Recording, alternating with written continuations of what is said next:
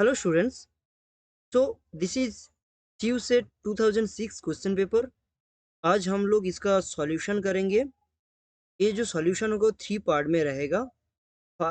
Three part में 20 question each रहेगा। ठीक है, तो अभी क्या करते हैं, क्वेश्चन को स्टार्ट करते हैं। तो पहला क्वेश्चन क्या है, देखो। Which of the following is not an ore of magnesium. कौन सा यहाँ पर जो फोर ऑप्शन गिवन है, इस ऑप्शन में से कौन सा ऑप्शन होगा जो मैग्नीशियम का ओर नहीं होगा। मैग्नीशियम का ओर मतलब जहां से मैग्नीशियम नहीं मिल सकता। तो इसके लिए हमें क्या करना होगा, इसके लिए हमें यहाँ पर जो फोर ऑप्शन गिवन है उसका कॉम्पोजिशन देखना होगा। तो पहला क्वेश्चन देखते हैं। तो पहला क्वेश्चन क्या है, देखो। पहला क्वेश्चन में हमारा जो ऑप्शन ए है, ऑप्शन ए में क्या है, ऑप्शन ए में है कार्नालाइट। ठीक है, क्या है, कार्नालाइट। और इसका कॉम्पोजिशन क्या होता है, इसका कॉम्पोजिशन होता है KCl dot MgCl2 dot 6H2। ठीक है, तो यहाँ पर क्या है, मैग्नीशियम है। तो मैग्नीशियम प्रेजेंट है मतलब क्या होगा, यहाँ से मैग्नीशियम मिल सकता है। तो मैग्नीशियम का और कार्नलाइट हो सकता है। अभी बी को देखते हैं। बी में क्या है, डोलोमाइट। ठीक है, क्या है, डोलोमाइट। तो डोलोमाइट क्या होगा, डोलोमाइट का कॉम्पोजिशन क्या होता है, MgCO3 डॉट TaCO3। ठीक है, सो यहाँ पर भी मैग्नीशियम है, सो यहाँ से भी मैग्नीशियम हमारा मिल सकता है। ठीक है, उसके बाद जो थर्ड आता है वो आता है calamine.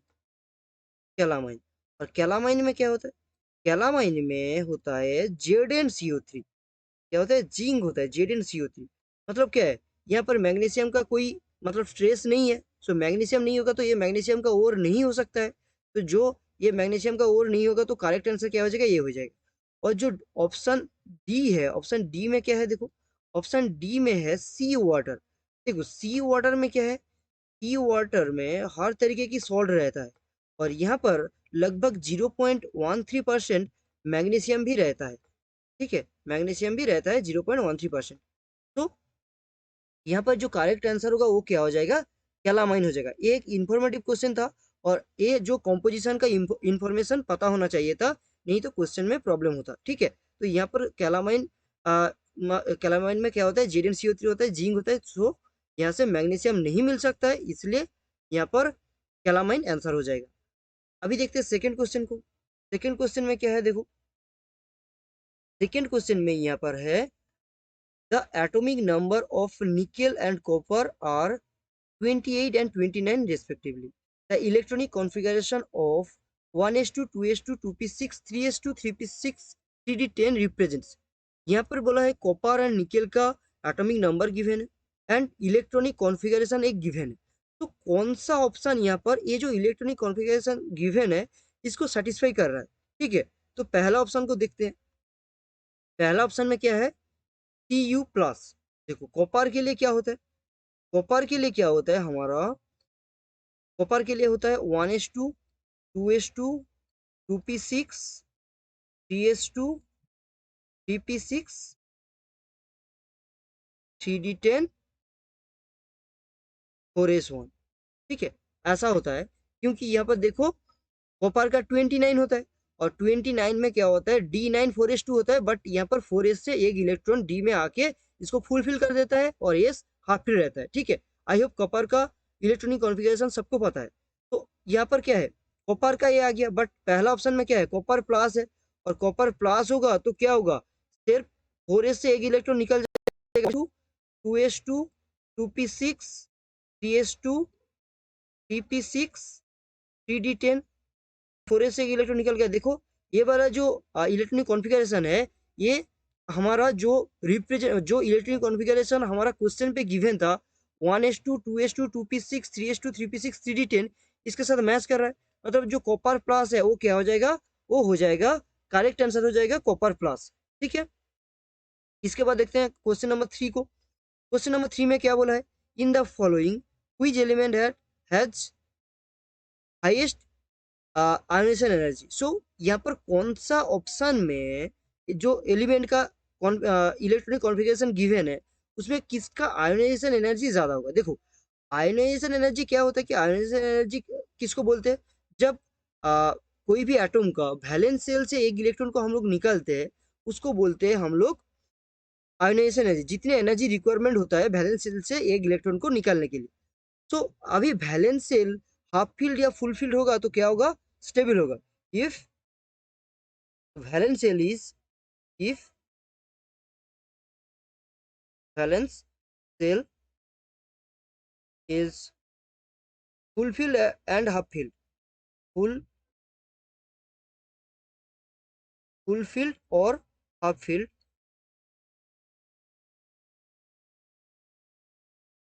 Then the shell is stable,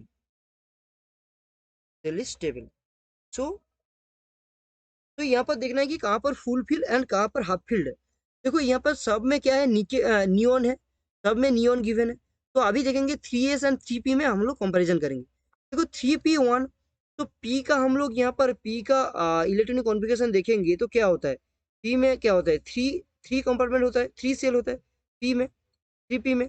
तो अभी पहला क्या है, 1 इलेक्ट्रॉन है, मतलब हाफ फील्ड भी नहीं है फुल फील्ड भी नहीं है, तो ये वाला तो नहीं होने वाला, हाईएस्ट आयोनाइजेशन एनर्जी। देखो सेकंड में क्या है, हाफ फील्ड है, 3s2 3p3, एस तो फुल फील हो गया, पी भी हाफ फील्ड हो गया, तो ये हो सकता है। अभी थ्री को देखते हैं। थ्री में देखो यहाँ पर क्या बोला है कि थ्री में 3p2, 3p2 मतलब क्या है, 3p2 मतलब यहाँ पर एक इलेक्ट्रॉन नहीं होगा, तो यहाँ पर थ्री भी नहीं होगा, और जो यहाँ पर थ्री भी नहीं हो रहा है। और फोर में क्या है, 3p4, मतलब हाफ फील्ड करके फिर एक इलेक्ट्रॉन, मतलब फुल फील्ड नहीं है, हाफ फील्ड से ज्यादा है, तो फोर भी नहीं होगा। तो यहाँ पर हाईएस्ट आयोनाइजेशन एनर्जी किसका हो जाएगा, टू का हो जाएगा। ठीक है, तो I hope your doubt is clear. So यहाँ पर half filled and full filled देखना था। अभी आते हैं क्वेश्चन नंबर 4 में। क्वेश्चन नंबर 4 में क्या कहा देखते हैं, in the conversion of Br2 to BrO3 minus the oxidation number of bromine changes from. देखो पहले तो ये समझ लो कि ब्रोमीन का जो Br2 है उसका ऑक्सीडेशन स्टेट ये क्या होगा, जीरो होगा। ठीक है, क्यों, क्लोरीन Cl2 और O2 गैस, इसके जब वो लोग क्या रहेगा, जो नेचर में पाया जाता है ऐसे रहेगा, मतलब Br2 में रहेगा या Cl2 में रहेगा, क्लोरीन में रहेगा, मतलब कोई भी गैस N2 में रहेगा, नाइट्रोजन गैस ऐसे रहेगा, तो उसका जो ऑक्सीडेशन स्टेट होता है वो क्या होता है, जीरो होता है। तो यहाँ पर क्या बोला है, जो फोर्थ का जो यहाँ पर क्वेश्चन है, यहाँ पर क्या बोला है कि ब्रोमीन Br2 से कहाँ पर जा रहा है, यहाँ पर BrO3 माइनस, सो ब्रोमीन का तो जीरो होगा, सो जीरो से जाएगा, तो जीरो से जाएगा तो यहाँ पर ऑप्शन 2 एंड ऑप्शन 4 तो एलिमिनेट हो गया। अभी BrO3 माइनस, इसका हम Br का हम लोग क्या करेंगे, फॉर्मल चार्ज निकालेंगे। Br का फॉर्मल चार्ज कैसे निकालेंगे, देखो Br का फॉर्मल चार्ज एक्स पकड़ लो, ऑक्सीजन का हम लोग क्या जानते हैं कि -2 होता है, सो -2, 3 ऑक्सीजन है, -2 multiply by 3 is equal to total BrO3 के ऊपर कितने चार्ज है, -1 चार्ज है, तो इसको करेंगे तो x इक्वल टू क्या आएगा, +5 आएगा।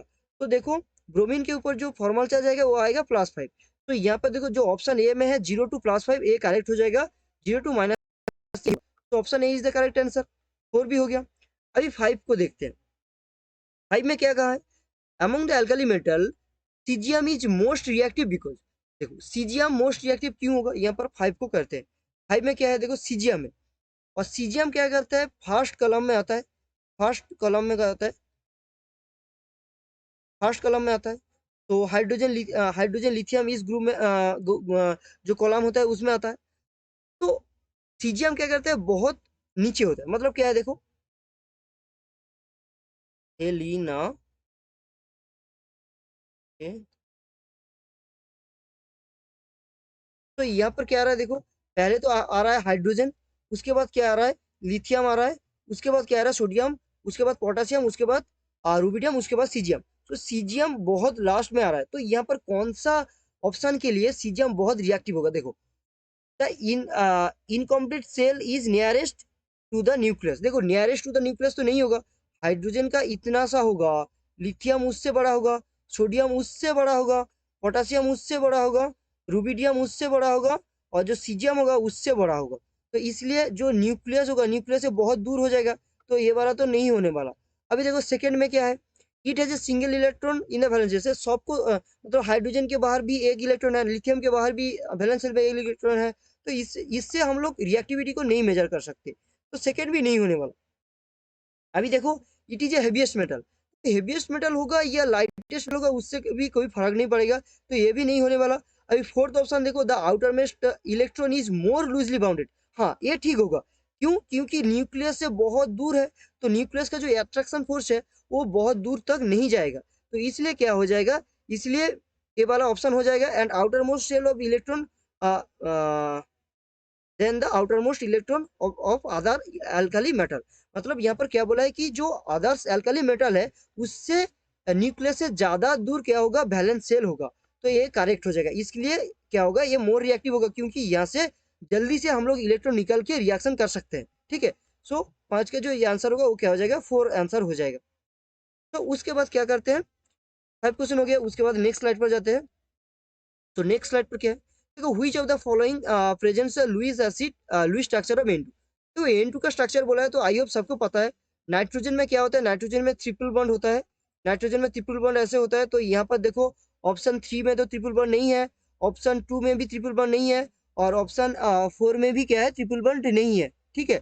ऑप्शन 4 में भी ट्रिपल बॉन्ड नहीं है, तो अभी क्या होगा, ऑप्शन 4 में ट्रिपल बॉन्ड नहीं है, अभी क्या होगा देखो, जो ऑप्शन 1 है, ऑप्शन 1 में ट्रिपल बॉन्ड है और क्या है, 2 लोन पेयर है, देखो ऐसे 2 लोन पेयर भी यहाँ पर देख के रखा है, तो यहाँ पर क्या हो जाएगा, जो 18 इलेक्ट्रॉन 8 इलेक्ट्रॉन होता है वो फुलफिल करेगा, 8 इलेक्ट्रॉन फुलफिल करेगा, तो ये वाला जो पहला जो ऑप्शन है ये करेक्ट हो जाएगा, ठीक है। 6 का आंसर क्या हो जाएगा, 1 हो जाएगा। अभी 7 में क्या है, 7 में hydrogen bond is strongest in, कहाँ पर हाइड्रोजन बॉन्ड क्या होगा, स्ट्रॉन्गेस्ट होगा। तो यहाँ पर देखो कि हाइड्रोजन बॉन्ड कौन कौन करता है, देखो इसका एक शॉर्ट ट्रिक होता है, क्या कौन कौन करता है, फोन करता है। फोन क्या है, देखो फ्लोरीन ऑक्सीजन एंड नाइट्रोजन क्या करता है, हाइड्रोजन बॉन्डिंग करता है। और इसका स्ट्रेंथ ऑर्डर देखेंगे, हाइड्रोजन बॉन्डिंग का स्ट्रेंथ ऑर्डर स्ट्रेंथ ऑर्डर देखेंगे तो क्या होगा, हाइड्रोजन बॉन्डिंग का स्ट्रेंथ ऑर्डर ऑर्डर देखेंगे तो पहले आता है फ्लोरीन, उसके बाद आता है ऑक्सीजन, उसके बाद आता है नाइट्रोजन, इसके अलावा कोई भी नहीं करता है। तो यहाँ पर देखो एसएच से ऑक्सीजन कर रहा है तो ये वाला तो नहीं होने वाला, OH से सल्फर कर रहा है तो ये वाला भी नहीं होने वाला, अभी OH से नाइट्रोजन कर रहा है और फ्लोरीन H से फ्लोरीन कर रहा है, तो देखो यहाँ पर मैंने बोला फ्लोरीन का क्या होता है, यहाँ पर स्ट्रॉन्ग बॉन्ड होता है, और ऑक्सीजन नाइट्रोजन का कंपेरेबली लोएस्ट बॉन्ड होगा, ठीक है। तो यहाँ पर बोला है कि हाइड्रोजन बॉन्ड इज स्ट्रॉन्गेस्ट बोला है, तो ऑप्शन 3 क्या हो जाएगा, करेक्ट आंसर हो जाएगा, ठीक है। तो 7 का आंसर क्या हो जाएगा, ऑप्शन 3 हो जाएगा। इसके बाद आता है 8, क्वेश्चन नंबर 8। देखो क्वेश्चन नंबर 8 क्या है, एक एनएटी क्वेश्चन है, और एनएटी क्वेश्चन में हम लोग अभी क्या क्या गिवन है देखते हैं। The decomposition of certain mass of CaCO3 gives 11.2 dm cube of CO2 gas at STP. The mass of K is required to complete neutralization of gas. देखो यहाँ पर बोला है कि CaCO3 का हम लोग न्यूट्रलाइजेशन डिकम्पोजिशन करेंगे, उससे क्या होगा, calcium oxide and CO2 produce होगा, और CO2 प्रोड्यूस होगा, उसके बाद क्या होगा, ये जो CO2 होगा, CO2 के साथ KOH रिएक्शन करेगा, तो कितने ग्राम ऑफ CO2 KOH लेने से जो CO2 निकल रहा है वो टोटल क्या हो जाएगा, न्यूट्रलाइज्ड हो जाएगा। तो क्या करते हैं, यहाँ पर एक स्लाइड ले लेते हैं। तो यहाँ पर देखो, तो पहला क्या क्या गिवन है, देखो यहाँ पर एक चीज लिख लो कि 8th का क्वेश्चन है, तो क्वेश्चन नंबर 8 का है, और क्वेश्चन नंबर 8 में क्या है देखो, बोला है कि STP बोला है, और यहाँ पर क्या क्या बोला है, डीएम क्यूब। इसको एक बार लिख लो कि 1 DM cube 1 litre equal to क्या होता है, 1 litre is equal to 1 DM cube होता है। इसको याद रखना कि बहुत इंपॉर्टेंट है और बहुत काम में आता है, ठीक है। तो ये आता है। इसके बाद क्या बोला है, STP बोला है। देखो STP हम लोग क्या जानते हैं कि 1 मोल, हम लोग ऐसे लिख सकते हैं कि 1 मोल CO2 एट STP, यहाँ पर लिख देते हैं एट STP, ठीक है। At STP 1 mole CO2 is equal to क्या होगा, 22.4 लीटर CO2 होगा, ठीक है। अभी हमारे पास कितने लीटर CO2 प्रोड्यूस हो रहा है, देखो 11.2 डीएम क्यूब मतलब 11.2 लीटर, तो 11.2 लीटर होगा तो क्या होगा, 11.2 लीटर CO2 इक्वल टू कितने मोल होगा, देखो। तो देखो यहाँ पर इसका हाफ हो गया, 22.4 से हाफ हो गया, मतलब यहाँ पर मोल भी क्या हो जाएगा, हाफ हो जाएगा, 0.5 मोल CO2 हो जाएगा। ठीक है, ये हमें चाहिए था। अभी देखो यहाँ पर KOH के साथ कौन सा रिएक्शन होता है, देखो हम लोग क्या कर रहे थे, KOH के साथ CO2 का रिएक्शन कर रहे थे। KOH प्लस CO2 के साथ जो रिएक्शन होगा वो क्या हो जाएगा, देखो KHCO3 हो जाएगा, KHCO3। ये क्या हो जाएगा, यहाँ से रिएक्शन स्टार्ट हो गया। अभी यहाँ पर क्या है, 1 KOH 1 CO2 के साथ रिएक्ट करके क्या कर रहा है, यहाँ पर 1 KHCO3 प्रोड्यूस कर रहा है। तो हमें 1 मोल से यहाँ पर 1 मोल करके हम लोग क्या कर रहे हैं, यहाँ पर 1 मोल यूज हो रहा है। ठीक है, सबके लिए क्या हो रहा है, 1 मोल यूज हो रहा है। तो प्लस 1 CO2, सो 1 मोल यूज हो रहा है। तो हमें हमारे पास जो CO2 कितने गिवन है, CO2 हमारे पास क्या गिवन है, CO2 देखो, CO2 हमारे पास जो गिवन है 0.5 मोल CO2 गिवन है। और 0.5 मोल CO2 गिवन होगा तो हमें जो रिक्वायरमेंट है, रिक्वायरमेंट के लिए हमें क्या चाहिए होगा, रिक्वायरमेंट के लिए यहाँ पर KOH कितना लगेगा, फिर 0.5 मोल लगेगा, क्योंकि 1 KOH के लिए 1 CO2 रिएक्ट कर रहा है। सो यहाँ से टोटल कितने KHCO3 निकलेगा, 0.5 मोल निकलेगा। ठीक है, तो हमें KOH से मतलब है और किसी से मतलब नहीं है। देखो ये हो गया। अभी क्या है, हमें मोल मिल गया, कितने मोल ऑफ हमें क्या चाहिए, KOH चाहिए। ठीक है, कितने मोल हमें क्या चाहिए, KOH चाहिए। अभी इतने मोल KOH तो हमें मिल गया। अभी इसका मास कैसे लिखा है, क्योंकि क्वेश्चन पर देखो, क्वेश्चन पर कहा था that mass of KOH required. देखो हम लोग जब गिवन रहता है उसका मास कैसे निकालेंगे, उसका मॉलिक्यूलर मास से मल्टीप्लाई करेंगे तो उसका मास आ जाएगा। So the mass of KOH required, mass of KOH required क्या हो जाएगा, 0.5 मोल है, और उसका मॉलिक्यूलर मास कितना होता है, 56 होता है। और 56 होगा तो क्या हो जाएगा, 28 ग्राम हो जाएगा। ठीक है, 28 ग्राम हो जाएगा। आई होप सबको पता है कि 56 होता है, कैसे होता है, देखो KOH है ना, KOH का मॉलिक्यूलर मास कैसे निकालेंगे, KOH के लिए क्या होता है, देखो KOH के लिए पोटेशियम का क्या होता है, 39 होता है। उसके बाद ऑक्सीजन का क्या कितना होता है, 16 होता है। उसके बाद जो हाइड्रोजन होता है, हाइड्रोजन के लिए 1 होता है। देखो यहाँ से क्या आ जाएगा, यहाँ से आ जाएगा 56 आ जाएगा। ठीक है, 56 ग्राम पर मोल आ जाएगा इसका मॉलिक्यूलर मास। ठीक है, और तुम्हारा जो यहाँ पर है जो मोल इंटू मॉलिक्यूलर मास क्या होता है, मोल एन इक्वल टू होता है weight, weight divided by molecular weight, molecular weight. तो हमें निकालना था वेट, इसलिए हमने मोल और मॉलिक्यूलर वेट को क्या कर दिया, मल्टीप्लाई कर दिया। सो यहाँ से हमें क्या आ गया, 28 ग्राम आ गया हमारा आंसर। सो अभी देखते हैं यहाँ पर 28 ग्राम कहाँ पर है, देखो सेकेंड ऑप्शन पर हमें 28 ग्राम गिवन है। सो कंप्लीट 11.2 DMQ CO2 को न्यूट्रल करने के लिए 28 ग्राम क्या हो जाएगा, 28 ग्राम क्या हो जाएगा, 28 ग्राम हमारा KOH रिक्वायरमेंट होगा। तो 8 भी हो गया। अभी देखते हैं नाइन्थ को। नाइन्थ में क्या है, देखो the density of A gas is 1.964 ग्राम पर डीएम क्यूब, ग्राम पर डीएम क्यूब। ठीक है, तो डीएम क्यूब मतलब मैंने बोला कि लीटर, और at 273 kelvin and 76 centimetre Hg। So the gas is, gas क्या होगा, देखो गैस के लिए हमें यहाँ पर क्या निकालना होगा, पहले तो यहाँ पर और एक स्लाइड लेते हैं क्योंकि ये न्यूमेरिकल है, न्यूमेरिकल के लिए हमें स्लाइड चाहिए होगा। तो यहाँ पर देखो, यहाँ पर क्या है, नाइन्थ, नाइन्थ का जो क्वेश्चन है, नाइन्थ का क्वेश्चन में देखो, नाइन्थ का क्वेश्चन में क्या है, जो क्वेश्चन पर क्या गिवन है, पहले डेंसिटी गिवन है, क्या क्या डाटा है उसको पहले लिख लेते हैं। डेंसिटी गिवन है, टेम्परेचर गिवन है एंड प्रेशर गिवन है। तो डेंसिटी क्या है, डेंसिटी का जो सिंबल होता है वो क्या होता है, रो होता है, इज इक्वल टू 1.964 ग्राम पर लीटर होगा, ग्राम पर लीटर, क्योंकि यहाँ पर डीएम क्यूब है। और मुझे हमें क्या पता है कि डीएम क्यूब इक्वल टू क्या होता है, DM cube is equal two litre होता है, तो इसलिए हमने ग्राम पर लीटर लिख दिया। उसके बाद देखो और क्या गिवन है, टेम्परेचर गिवन है, टेम्परेचर ठीक है क्या गिवन है, 273 केल्विन गिवन है, 273। और प्रेशर क्या गिवन है, प्रेशर गिवन है 76 सेंटीमीटर Hg गिवन है। और इसको हम लोग mmHg में कन्वर्ट करेंगे तो 760 क्या हो जाएगा, mmHg हो जाएगा। और mmHg को हम लोग एटीएम में कन्वर्ट करेंगे तो क्या हो जाएगा, 1 एटीएम हो जाएगा, 1 एटीएम हो जाएगा। ठीक है, तो हमें यहाँ से चाहिए क्या, ठीक ठीक है। तो डेंसिटी गिवन है, टेम्परेचर गिवन है, प्रेशर गिवन है। तो हम लोग क्या करते हैं, पहले तो आइडियल गैस को पुट कर देते हैं। So from equation of ideal gas की इक्वेशन से क्या आएगा, देखो आइडियल गैस की इक्वेशन से क्या आता है, PV equal to NRT, PV equal to NRT. और एन को हम लोग कैसे लिख सकते हैं, डब्ल्यू डिवाइडेड बाई एम। पहले क्वेश्चन में हमने किया था, पहले क्वेश्चन पे यहाँ पर देखो एन इक्वल टू डब्ल्यू बाई एम, क्योंकि weight divided by molecular weight. तो यहाँ पर क्या हो जाएगा, आर टी हो जाएगा।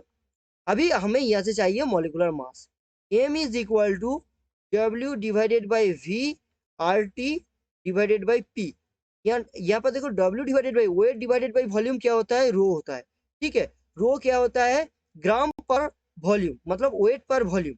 तो यहाँ से rho R T divided by P हो जाएगा। सो हम लोग अभी क्या करेंगे, यहाँ पर डाटा पुट कर देंगे। डाटा क्या है, देखो 1.964 और मल्टीप्लाई बाई 0.0821 मल्टीप्लाई बाई 273। और यहाँ पर एटीएम में पुट करेंगे तो यहाँ पर क्या आ जाएगा, 1 आ जाएगा। और जो आर का वैल्यू है लीटर एटीएम पर पुट किया, लीटर एटीएम पर क्या होता है, 0.0821 होता है। तो इसको अभी कैलकुलेट करेंगे, तो कैलकुलेट करते हैं, कैलकुलेट करेंगे तो क्या आएगा, देखो कैलकुलेट करेंगे तो 44 आ रहा है। तो 44 ग्राम पर मोल आ रहा है, ग्राम पर मोल। तो 44 ग्राम किसका होता है, देखो CO2 का जो होता है ना, यहाँ पर देखो CH4 C2H6 xenon and CO2 है। हम लोग क्या पता है, CO2 का 44 आता है, कैसे, देखो कार्बन का आता है 12 एंड जो ऑक्सीजन का क्या आता है, O2 का क्या आता है 32, यहाँ से क्या आता है 44 आ जाता है। तो यहाँ पर CO2 क्या हो जाएगा, करेक्ट आंसर हो जाएगा। सो ऑप्शन 3 आंसर हो जाएगा। अभी आते हैं टेंथ, क्वेश्चन नंबर 10 पर। क्वेश्चन नंबर 10 में क्या बोला है कि 0.06 मोल KNO3 solid is added to 100 semi cube of water at 298 Kelvin. ठीक है, the enthalpy of KNO3 aqueous solution is 35.8 kilojoule per mole after the solute is dissolved, the solute is dissolved, the temperature of the solution B. तो temperature of the solution निकालने बोला है। तो अभी क्या करेंगे, अभी यहाँ पर एक स्लाइड ले लेते हैं और उसके बाद करते हैं। तो यहाँ पर क्वेश्चन नंबर 10, क्वेश्चन नंबर 10 को देखो क्या क्या गिवन है। यहाँ पर क्या गिवन है, 0.06 मोल KNO3 गिवन है। और क्या गिवन है, so mole of KNO3 is equal to, mole of KNO3 is equal to 0.06 mole. Enthalpy of solution, enthalpy of solution is equal to 35.8 kilo joule per mole. इसको हम लोग joule पर convert कर देंगे तो क्या आ जाएगा, 35.800 जूल पर मोल आ जाएगा इसका आंसर। इसके बाद और क्या गिवन है, टेम्परेचर गिवन है। देखो टेम्परेचर, ये जो टेम्परेचर गिवन है ये क्या गिवन है, जो इनिशियल टेम्परेचर। तो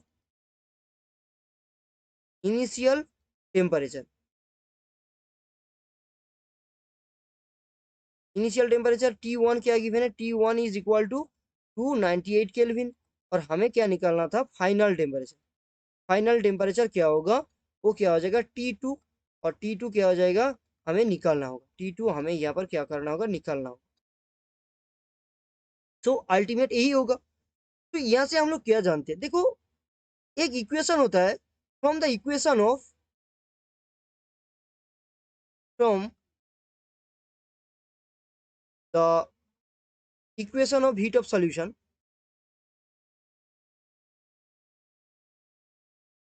हीट ऑफ सॉल्यूशन क्या आता है कि हमारा जो आता है कि Q equal to M T del T.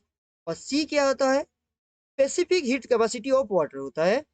C यहाँ पर क्या होता है, specific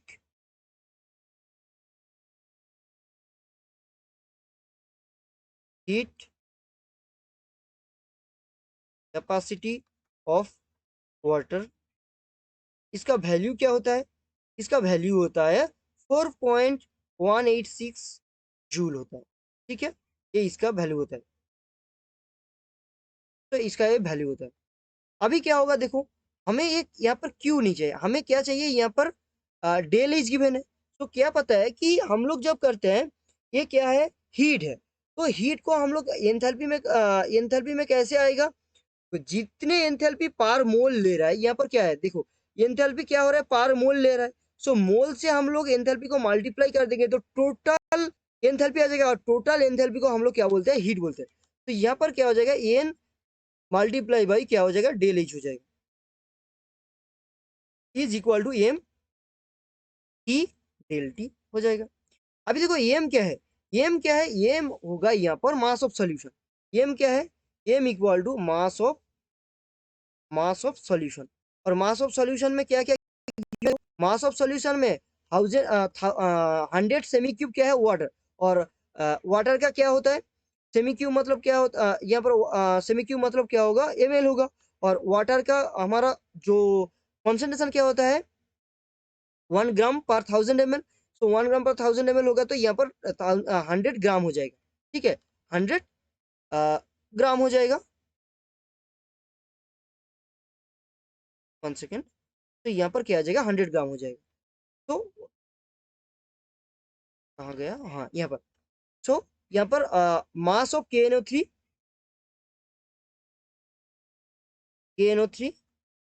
plus mass of water.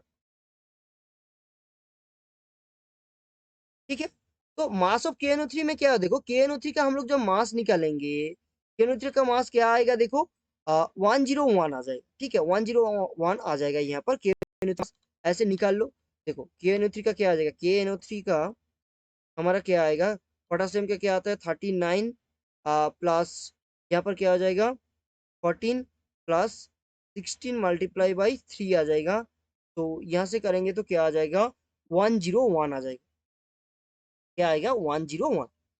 तो ये क्या है, 1 मोल, क्या है 101 ग्राम पर क्या है, मोल है। 1 मोल के लिए इतने ग्राम होगा, बट यहाँ पर तो 1 मोल नहीं है, यहाँ पर कितने मोल है, 0.06 मोल है। तो इसको याद रखना, क्योंकि यहाँ पर ही गलती हो जाता है कि 0.06 मल्टीप्लाई बाई 101। क्यों, क्योंकि यहाँ पर क्या है, यहाँ पर हमारा 0.06 मोल हम लोग लेके काम कर रहे थे। तो यहाँ पर क्या हो जाएगा, 101 हो जाएगा।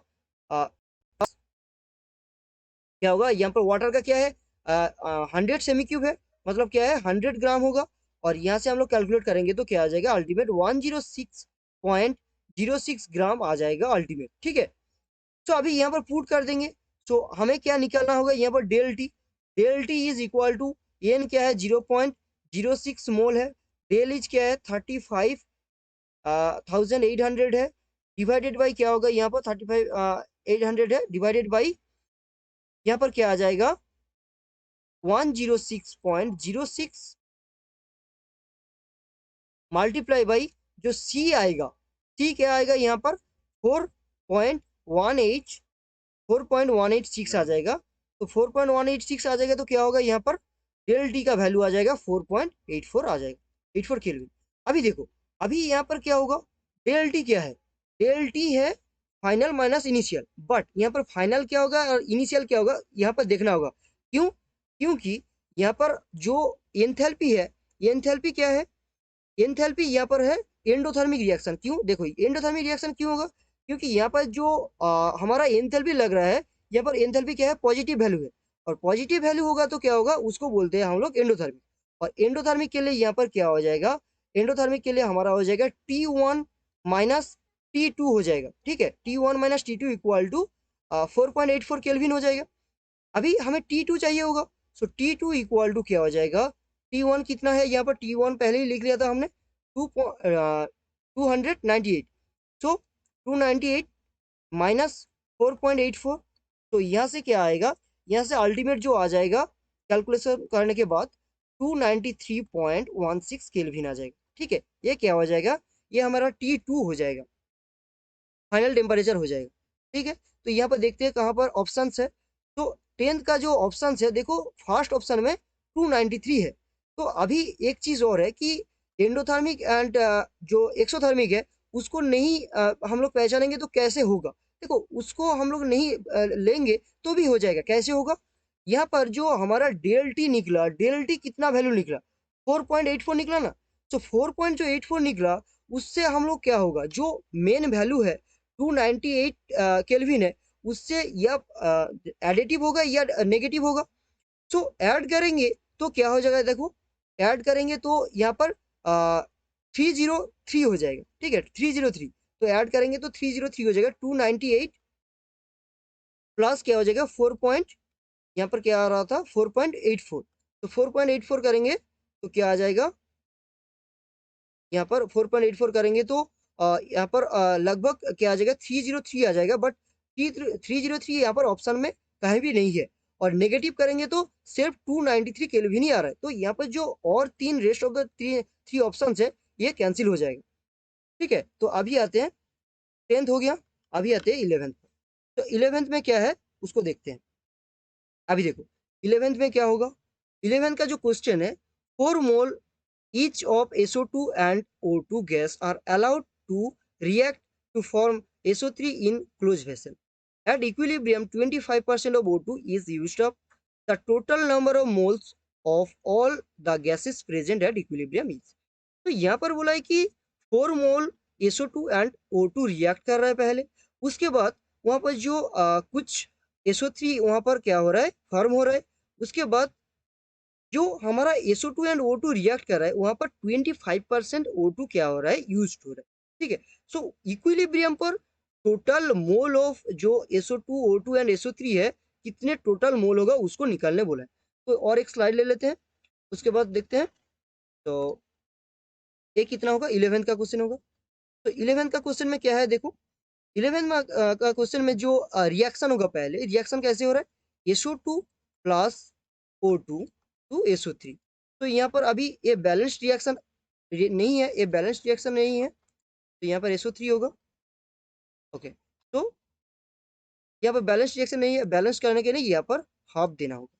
तो यहाँ पर 1 मोल SO2 हाफ मोल O2 के साथ रिएक्ट करके 1 मोल SO3 प्रोड्यूस कर रहा है। तो अभी यहाँ पर इनिशियली क्या था, इनिशियली लिखेंगे अभी। इनिशियली क्या था, यहाँ पर था 4 मोल एंड यहाँ पर भी था 4 मोल, और SO3 क्या था 0 मोल। अभी जब हम लोग रिएक्ट कर रहे थे तब यहाँ पर क्वेश्चन में क्या बोला है, क्वेश्चन में बोला है कि यहाँ पर 25% O2 यूज हो रहा है। 25% किसका, 4 मोल का 25%, मतलब इनिशियल जितना था उसका 25% हमारा क्या हो रहा है, यूज हो रहा है।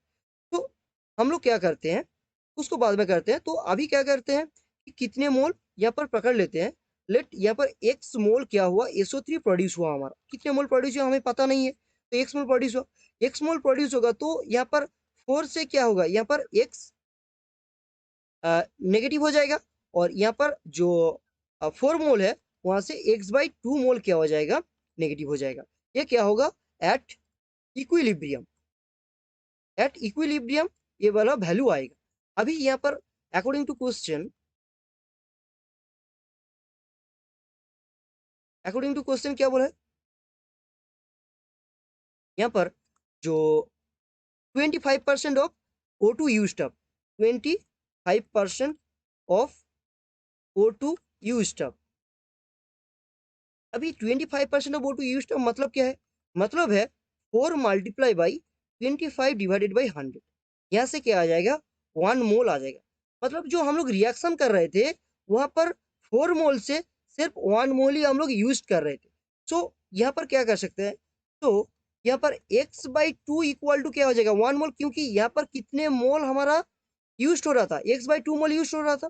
तो x इक्वल टू अल्टीमेट क्या आएगा, 2 मोल आ जाएगा, ठीक है। तो द एट इक्विलिब्रियम,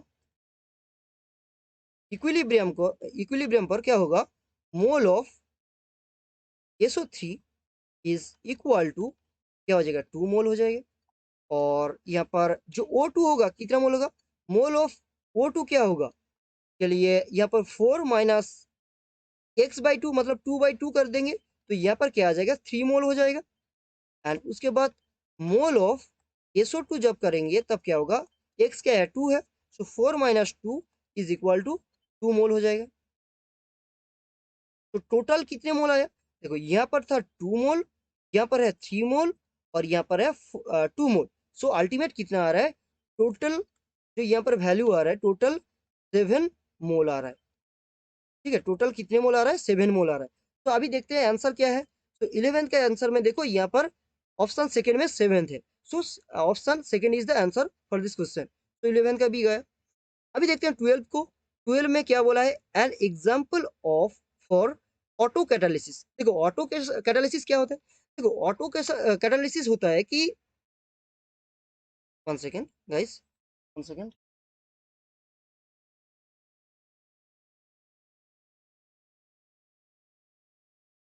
हाँ, तो ऑटो कैटालिसिस क्या होता है, देखो ऑटो कैटालिसिस होता है कि जब हम लोग रिएक्ट करते हैं और रिएक्ट में जो प्रोडक्ट होता है, प्रोडक्ट क्या कहते हैं, प्रोडक्ट के लिए क्या होता है, रिएक्टेंट और अच्छे से काम कर पाता है। ठीक है, तो यहाँ पर क्या कर लेंगे, अभी अभी यहाँ पर क्या करेंगे, देखो ऑटो कैटालिसिस के लिए जो एक इंफॉर्मेटिव क्वेश्चन है, और इंफॉर्मेटिव क्वेश्चन के लिए क्या होता है, हमें पता होना चाहिए यहाँ पर क्या होगा। सो यहाँ पर जो ऑप्शन 4 है, ऑप्शन 4 है, जो oxidation of oxalic acid by acidified KMnO4, यहाँ पर क्या होता है, ऑटो कैटालिसिस होता है। और वो कैसे होगा, अभी मैं रिएक्शन को लिख देता हूँ, बट ये इंफॉर्मेटिव क्वेश्चन है, तो यहाँ पर इसको पता होना चाहिए था। तो यहाँ पर जो रिएक्शन होगा, रिएक्शन क्या होगा, देखो 2 KMnO4, 2 KMnO4 plus 5H2T2O4 plus TH2SO4 से क्या आएगा, यहाँ पर जो आएगा K2SO4 plus 2MnSO4 plus 8H2O plus 10 CO2 आ जाएगी। ठीक है, 10 CO2 आ जाएगी। तो यहाँ पर जो ये MnSO4 है, ये जो MnSO4 है, ये MnSO4 क्या करता है, MnSO4 ऑटो कैटालिस्ट होता है, ऑटो कैटालिस्ट, ऑटो कैटालिस्ट होता है, जो क्या करता है, रिएक्शन को फास्ट कर देता है। ठीक है, तो यहाँ पर ही एक ही ऑप्शन है जहां पर क्या होगा, MnSO4 होगा और ये ऑटो कैटालिस्ट की तरह काम करेगा। तो यहाँ पर ऑप्शन 4 आंसर हो जाएगा। तो 12 भी हो गया। अभी देखते हैं 13 को। 13 में क्या है, देखो during the fusion of an organic compound with sodium metal, nitrogen of the compound is convert into. तो देखो आई होप सब BSc में प्रैक्टिकल किया, क्योंकि ये प्रैक्टिकल का क्वेश्चन है। कैसे, देखो ये होता है, ये आता है लेसाइन टेस्ट से। यहाँ पर बोला है फ्यूजन, फ्यूजन मतलब क्या होता है, तोड़ना होता है। अभी यहाँ पर ऑर्गेनिक कंपाउंड को तोड़ना होता है सोडियम मेटल से, जहां पर क्या होता है, organic compound nitrogen, organic compound में नाइट्रोजन रहेगा, तो वो क्या करेगा, रिएक्शन करने के बाद वहां पर NaCN प्रोड्यूस करता है। ठीक है, NaCN फॉर्म करता है। तो लेसन टेस्ट में क्या होता है, NaCN फॉर्म होता है। ये बहुत अच्छा क्वेश्चन है, बहुत आता है। तो ये क्या होता है, NaCN फॉर्म करता है। अभी आते हैं क्वेश्चन नंबर 14। क्वेश्चन नंबर 14 में क्या बोला है, देखो ये एक ऑर्गेनिक क्वेश्चन है। तो देखो ऑर्गेनिक क्वेश्चन में जब भी सबस्ट्रेट एंड रिएजेंट होता है, तब एक चीज ही याद रखना, मतलब ऑर्गेनिक क्वेश्चन जब करना है, तब सबस्ट्रेट में क्या क्या ग्रुप है एंड जो रिएजेंट है, रिएजेंट का काम क्या है, उसको अच्छे से देख लेना है। ठीक है, तो यहाँ पर जो हीट देता है, हीट देने से क्या होता है पता है, हीट देने से यहाँ से एक CO2 निकलता है और यहाँ से एक CaO निकलता है, मतलब कैल्शियम ऑक्साइड निकलता है। जैसे क्या क्या निकलता है, एक CO2 निकलता है और एक CaO निकलता है। ठीक है, और ये दोनों निकलने के बाद जो अल्टीमेट आएगा, यहाँ पर जो एक्स आएगा, एक्स क्या आएगा, पेंटियोन। तो साइक्लोपेंटिनोन। तो यहाँ पर क्या आ जाएगा, साइक्लोपेंटिनोन। यहाँ पर साइक्लोपेंटानोन आ गया। अभी क्या होगा, यहाँ पर देखो साइक्लोपेंटानोन आ गया। अभी ZnHg and HCl and heat given. देखो ये क्या है, कन्वेंशन रिडक्शन है, यहाँ पर रिडक्शन होता है, इसको सबको पता होना चाहिए। ZnHg and HCl and heat देने से एक करता है, और एक रिएजेंट होता है जो रिफॉर्मेंट, जो क्या होता है कि NH2 देने से भी हमारा क्या होता है, इसको कार्बोनिल को क्या करता है, एल्काइन में कन्वर्ट कर देता है। सो यहाँ पर ये क्या आया, एक्स आया। वाई के लिए क्या होगा, ZnHg एंड HCl हीट देने से क्या होगा, ये जो डबल बॉन्ड O है, इसको क्या करेगा, CH2 में कन्वर्ट कर देगा, और अल्टीमेट क्या आ जाएगा, यहाँ पर अल्टीमेट आ जाएगा साइक्लोपेंटेन। सो यहाँ पर पेंटेन सिर्फ है, सो पेंटेन नहीं होगा, साइक्लोब्यूटेन तो नहीं हो रहा है। अभी यहाँ पर क्या हो रहा है देखो, साइक्लोपेंटेन गिवन है, सो साइक्लोपेंटेन तो हो रहा है और साइक्लोपेंटानोन तो नहीं हो रहा, साइक्लोपेंटानोन तो एक सा आ रहा है। सो यहाँ पर बोला था कि वाई निकालो, सो 4 भी नहीं हो रहा है, सो 3 क्या हो जाएगा यहाँ पर करेक्ट आंसर हो जाएगा। सो 4 भी हो गया हमारा, 4 भी हो गया। अभी देखते हैं 15 को। 15 में देखो क्या बोला है, the reaction C2H5ONA plus C2H5I 2 किया जा रहा है C2H5O C2H5 प्लस Na। देखो ये एक रिएक्शन है और यहाँ पर नेम रिएक्शन को याद रखना होता है, ठीक है, नेम रिएक्शन को याद रखना होगा, नहीं तो नहीं होगा। तो यहाँ पर देखो पॉपुलर रिएक्शन ग्रीगनर सिंथेसिस, बट ये तो ग्रीगनर सिंथेसिस नहीं है। हम लोग ऑप्शन एलिमिनेशन भी कर सकते हैं। तो ग्रीगनर में तो पॉपुलर रिएक्शन सबको पता है शायद, तो ग्रीगनर सिंथेसिस तो नहीं होगा, तो ये तो गया। कोल्बे सिंथेसिस में क्या होता है, CO2 लेने से COOH होता है, तो यहाँ पर CO2 का कोई ट्रेस भी नहीं है, तो कोल्बे सिंथेसिस भी नहीं होगा। अभी Wurtz synthesis and Williamson synthesis है, तो वुड्स सिंथेसिस भी नहीं होगा यहाँ पर। विलियमसन सिंथेसिस क्या हो जाएगा, करेक्ट आंसर हो जाएगा, ये भी आता है, ठीक है, ये बहुत अच्छा क्वेश्चन है। तो यहाँ पर ऑप्शन 3 क्या हो जाएगा, आंसर हो जाएगा। तो 15 क्वेश्चन कंप्लीट हो गया। अभी आते हैं 16 पर। तो 16 में क्या है देखो, 16 में जो गिवन है, 16 में गिवन है del G zero versus T plot in Ellingham diagram slopes downwards for the reaction. देखो यहाँ पर हर एक वर्ड्स को देखना होगा, वर्ड में क्या है देखो, डाउनवर्ड्स बोला है, मतलब नीचे की तरह जाएगा, और यहाँ पर बोला है स्लोप्स, और यहाँ पर किसके किसके थ्रू ग्राफ है, del G zero and T. तो हम लोग del G zero and T कहाँ से मिलेगा हमें, देखो हमें यहाँ से मिलेगा del G zero is equal to del H zero minus T del S zero, ठीक है, ये आता है हमारा रिएक्शन इक्वेशन आता है। तो हम यहाँ पर डेल जी एंड टी से हम लोग क्या कर रहे थे, यहाँ पर हमें प्लॉट करना था, ठीक है। सो अभी प्लॉट करेंगे तो क्या होगा, देखो प्लॉट करेंगे तो इसको y पकड़ते हैं, इक्वल टू ये क्या होगा, c होगा प्लस एम एक्स होगा, और यहाँ पर m क्या है, देखो m है minus of del S zero, ठीक है, m क्या है minus of del S zero. So जब हमारा क्या होगा, हमारा डेल एस जब क्या होगा पॉजिटिव होगा, तब जो स्लोप होगा, स्लोप हमारा क्या हो जाएगा, नेगेटिव होगा, क्योंकि ऑलरेडी हमारे पहले क्या है, नेगेटिव साइन है। तो हम लोग यहाँ पर डेल एस मतलब एंट्रोपी, और एंट्रोपी में हम लोग गैस लेके एंट्रोपी निकालते हैं। और मैग्नीशियम ऑक्साइड क्या होता है, ये क्या होता है, सॉलिड होता है। देखो सॉलिड को हम लोग यहाँ पर सॉलिड कौन कौन होगा यहाँ पर लिख देते हैं, और जो रेस्ट ऑफ द पार्ट यहाँ पर हो जाएगा। देखो ये सॉलिड होता है, मैग्नीशियम क्या होता है, सॉलिड होता है, कार्बन क्या होता है, सॉलिड होता है, सिल्वर क्या होता है, सॉलिड होता है, ठीक है। और जो Ag2 होता है वो क्या होता है, सॉलिड होता है। जो कार्बन मोनोऑक्साइड ये टोटली गैस होता है। तो यहाँ पर देखो, यहाँ पर अभी हम लोग डेल एस निकालेंगे, तो इसके लिए डेल एस क्या आएगा देखो, माइनस ऑफ 1/2। इसके लिए भी क्या आएगा देखो, del S equal to minus of 1/2। इसके लिए भी देखो del S equal to minus of 1/2, मतलब माइनस आ रहा है सिर्फ। देखो थ्री के लिए क्या आएगा देखो, कार्बन डाइऑक्साइड कार्बन मोनोऑक्साइड क्या है, गैस होता है, तो यहाँ पर डेल एस क्या आएगा देखो, प्लस हाफ आएगा, ठीक है, क्या आएगा, प्लस हाफ आएगा। तो थ्री क्या हो जाएगा, यहाँ पर हो जाएगा, क्यों, क्योंकि यहाँ पर डेल एस जब पॉजिटिव होगा तब क्या होगा, स्लोप नेगेटिव होगा, और स्लोप बोला है कि डाउनवर्ड्स जाएगा। डाउनवर्ड्स मतलब कैसे जाएगा, कुछ ऐसे जाएगा, ऐसे आएगा, ठीक है, इसको बोलते हैं डाउनवर्ड्स, तो स्लोप नेगेटिव होगा। तो 16 का भी आंसर हो गया, 3 हो गया। अभी आते हैं क्वेश्चन नंबर 17 पर। 17 में क्या बोला है, which of the following reaction take place in the blast furnace is endothermic. देखो ब्लास्ट फर्नेस में तो बहुत सारे रिएक्शन टेक प्लेस करता है, बट यहाँ पर एंडोथर्मिक रिएक्शन को हम लोग कैसे देखेंगे। देखो एंडोथर्मिक रिएक्शन के लिए ये क्या गया, 16 का गया, ठीक है। 17 का भी देखते हैं, देखो 17 का क्या होता है। 17 में देखो जो तुम्हारा होता है कि ब्लास्ट एंडोथर्मिक के लिए, एंडोथर्मिक के लिए क्या होता है, एंडोथर्मिक कैसे देखेंगे, या तो बॉन्ड ब्रेकिंग होगा, बॉन्ड ब्रेकिंग, या और क्या हो सकता है, डीकम्पोजिशन होगा, डीकम्पोजिशन होगा, ठीक है, या बॉन्ड ब्रेकिंग होगा या डीकम्पोजिशन होगा, ये दोनों केस के लिए क्या होगा, एंडोथर्मिक होगा।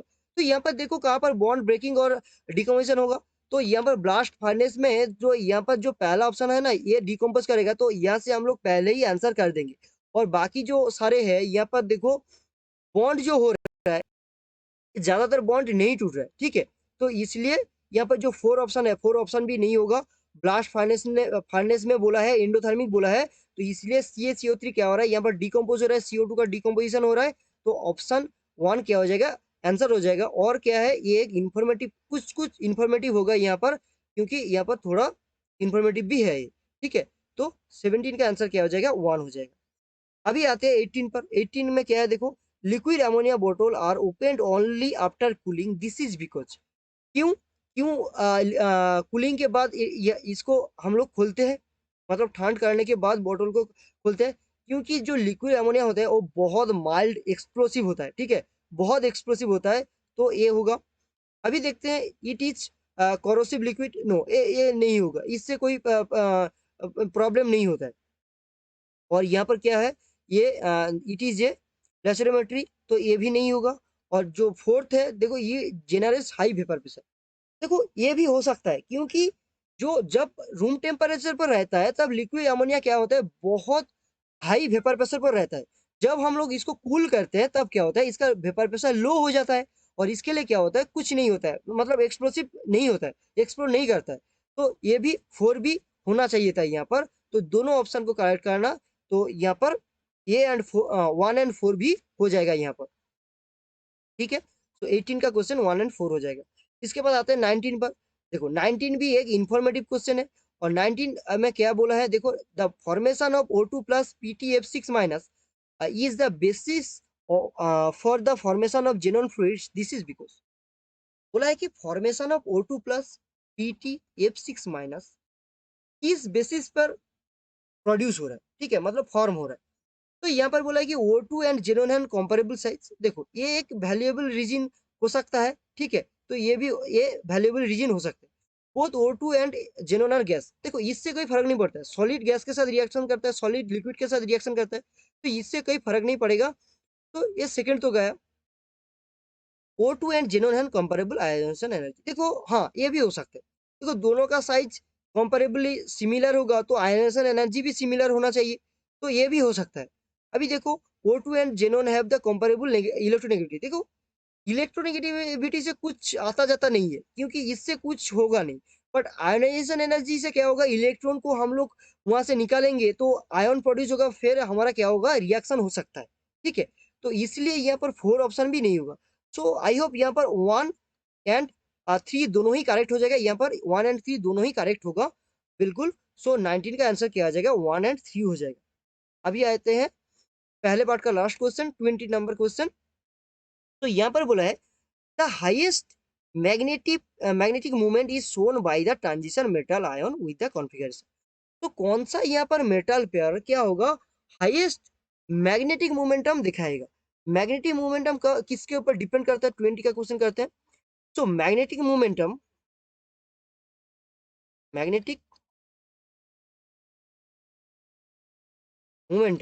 Depends on number of unpaired unpaired electron, कितने नंबर ऑफ अनपेयर्ड इलेक्ट्रॉन होगा उसके ऊपर डिपेंड करता है। अभी देखो यहाँ पर जो पहला क्या है, डी में गिवन है, और डी में क्या होता है, 5 सेल होता है, सब सेल होता है। तो 5 सब सेल होगा तो ऐसे लिख लेते हैं, तो 1 2 3 4 5, ठीक है। इसके बाद पहला क्या है, पहले में देखो, पहले में यहाँ पर बोला है कि D2 3D2, मतलब क्या है, यहाँ पर दो को फुल कर देते हैं। उसके बाद D5, तो यहाँ पर दो तो है, उसके बाद क्या करते हैं, और तीन को फिल कर देते हैं, सो 5 हो जाएगा। तो यहाँ पर D5 हो गया। उसके बाद क्या है, D7 है, D7 5 ऑलरेडी हो गया है। सो अभी क्या करते हैं, और दो को फिल कर देते हैं, सो ऐसे फुलफिल होता है, तो यहाँ पर ऐसे हो जाएगा। उसके बाद क्या करते हैं, उसके बाद क्या है, D9 है, तो D9 को भी फुलफिल कर देते हैं, तो यहाँ पर और दो को ऐड कर देते हैं, सो D9 हो जाएगा। D9 के लिए देखो, यहाँ पर D9 के लिए क्या है, 1 इलेक्ट्रॉन है। D9 के लिए क्या है देखो, 1 सेकेंड, D9 के लिए यहाँ पर D9 के लिए क्या है, 1 अनपेयर्ड इलेक्ट्रॉन। D5 के लिए 5 अनपेयर्ड इलेक्ट्रॉन। D7 के लिए क्या है देखो, D7 के लिए हमारा क्या आ रहा है, 3 अनपेयर्ड इलेक्ट्रॉन आ रहा है। और D2 के लिए हमारा 2 अनपेयर्ड इलेक्ट्रॉन। सबसे ज्यादा कहाँ है, D5 में है, तो D5 क्या हो जाएगा, करेक्ट आंसर हो जाएगा। तो यहाँ पर जो ऑप्शन करेक्ट आंसर होगा वो क्या हो जाएगा, option two is the correct answer for this question. तो यहाँ पर 20 का आंसर क्या हो जाएगा, टू हो जाएगा। I hope all the question, सब क्वेश्चन समझ में आया? ठीक है, अभी जो नेक्स्ट पार्ट में हम लोग क्या करेंगे, नेक्स्ट 20 क्वेश्चन 21 से हम लोग 30 तक करेंगे। ठीक है, थैंक यू।